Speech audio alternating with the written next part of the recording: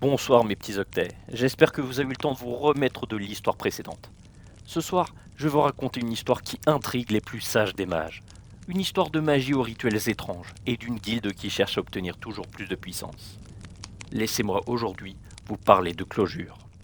Pour comprendre Clojure, il faut d'abord parler de son grand frère, un géant à l'allure sérieuse et bienveillante, Java. Java, c'est l'architecte de nombreuses cathédrales de Côte-Valia. C'est l'école de magie qui a créé la plupart des grands temples, les services les plus solides et les plus fiables.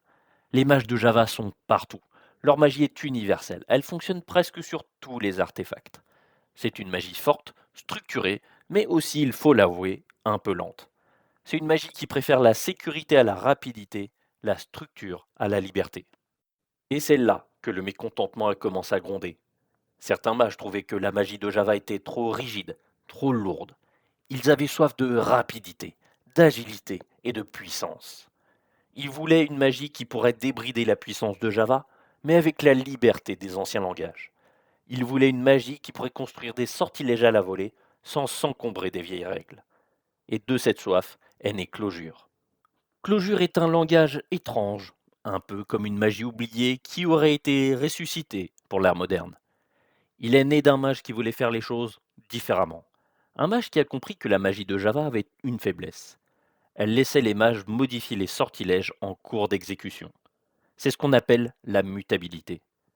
Pour le mage, ça peut paraître une bonne chose, mais dans le monde réel, où plusieurs mages travaillent sur le même sort, ça peut créer des désastres.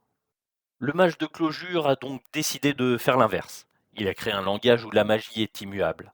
Une fois qu'un sortilège est créé, il ne peut plus être modifié. Si vous voulez un nouveau sortilège, vous devez en créer un nouveau en partant de l'ancien. C'est une magie de la persistance, une magie où l'on garde toutes les versions d'un sort.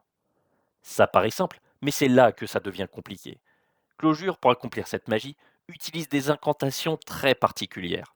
Ces sortilèges sont enfermés entre parenthèses, des parenthèses qui s'ouvrent, qui s'emboîtent, qui se ferment, une véritable forêt de parenthèses qui, pour un novice, ressemble à un labyrinthe sans fin. Pour apprendre la magie de Clojure, il fallait s'immerger totalement dans son univers. Le cerveau des mages, habitué aux sortilèges linéaires, devait être réorganisé. Les parenthèses, à force d'être écrites et lues, pouvaient finir par vous laver le cerveau, vous faisant tout oublier de ce que vous saviez sur la magie. Mais les mages qui passaient cette épreuve devenaient de puissants élus. Ils pouvaient créer des sortilèges d'une simplicité et d'une puissance incroyable. Ils pouvaient faire fonctionner des sorts sur des milliers de cœurs de processeurs en même temps, sans que des erreurs ou le chaos ne viennent s'immiscer. Ils pouvaient invoquer des sortilèges à partir de la magie de Java et la rendre plus agile, plus rapide. Ils avaient leur propre lieu de rituel, leur propre bibliothèque de sorts. Ils se comprenaient entre eux dans leur langage de parenthèse, et ils pensaient que leur magie était la seule véritable, et que les autres mages étaient des âmes faibles, encore prisonnières des anciennes lois. Ils cherchaient à prouver la puissance de leur magie en résolvant les problèmes les plus complexes. Ils ont créé des sortilèges pour les analyses de données, pour les services en temps réel et pour la magie financière. Ils se sont fait connaître pour leur capacité à créer des applications qui ne tombent jamais en panne et qui sont toujours disponibles. De plus, ils cherchent aussi à invoquer un dieu de la puissance qui rendrait leur sortilège encore plus puissant, encore plus prévisible, et ils ne reculent devant rien pour y arriver. Mais ne vous y trompez pas, ce ne sont pas des mages du mal. Ils ne cherchent pas à détruire le monde. Ce sont simplement des mages qui vivent dans leur propre bulle avec leurs propres règles.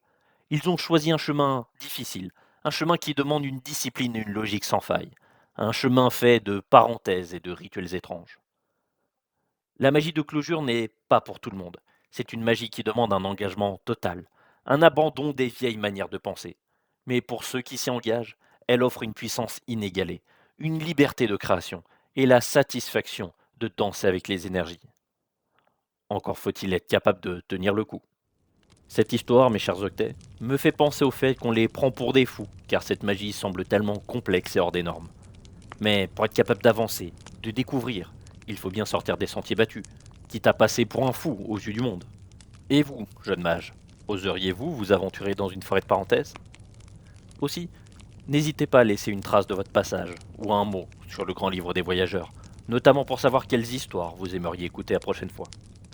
En attendant, n'oubliez pas, la vie est un chemin, et choisir un détour pour atteindre ses objectifs ne veut pas dire que vous perdez la raison.